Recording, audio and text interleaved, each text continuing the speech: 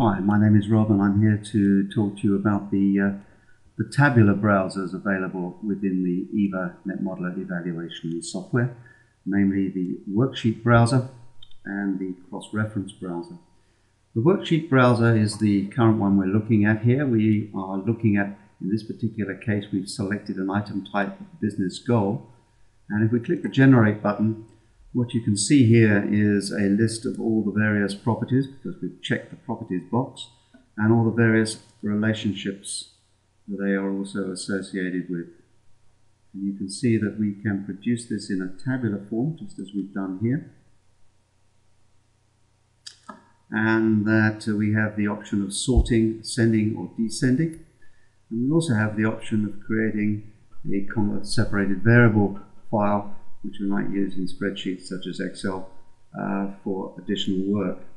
So the Worksheet browser, a very interesting way of just presenting a summary of all the associated properties and relationships that any item type has. If, for example, we were to look at choosing, in this particular case, application systems.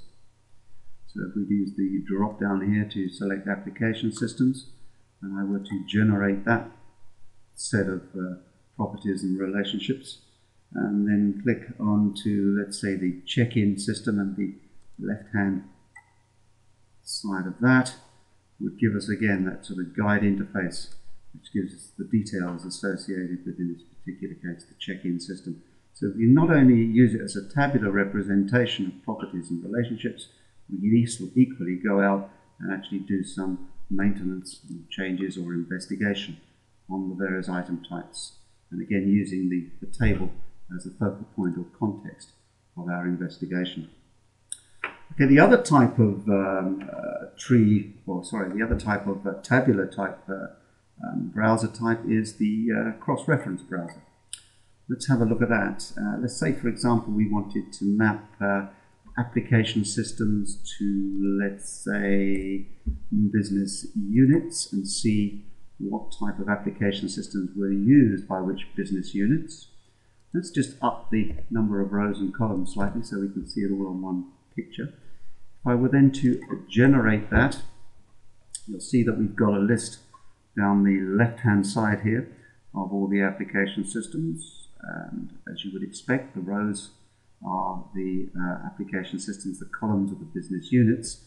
We can get a little bit more sophisticated by, let's say, only showing the populated cells.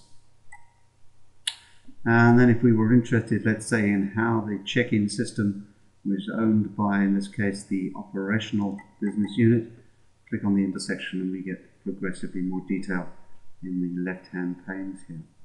Now we may want to use this table for editing purposes. So for example, we can basically change the relationship path, click the Mass Edit Relationship option, and magically the table turns into our ability to basically map application systems to business units. If we don't want the check-in system to be associated with operations, it's more marketing, or marketing as well as operations, we can just make the adjustment to the table, submit the change, and immediately it will be updated. Now the nice thing about this type of table is that we can actually start looking for inferencing, indirect associations. So say, for example, we change the search depth down to a 2, and then we chose something which was definitely external. Let's choose, for example, vendor. And then we were to choose something which was definitely internal, which would be, let's say, a business process.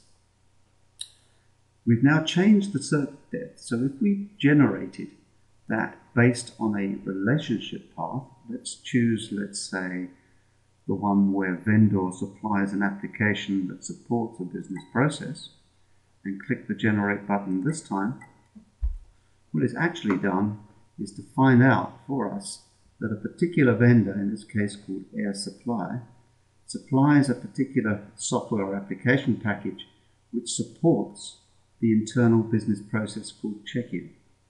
Can you see that this particular mechanism allows you to sort out indirect associations, and it's extremely useful. We go down to a search depth of 3. But I have to say, after that, it becomes perhaps a little bit academic in terms of the level of indirection. But certainly at this level, and this is a real live example where we wanted to see what the effects of changing a vendor would be on business processes, we can use the inferencing capability of the tabular type of browser called the cross-reference browser.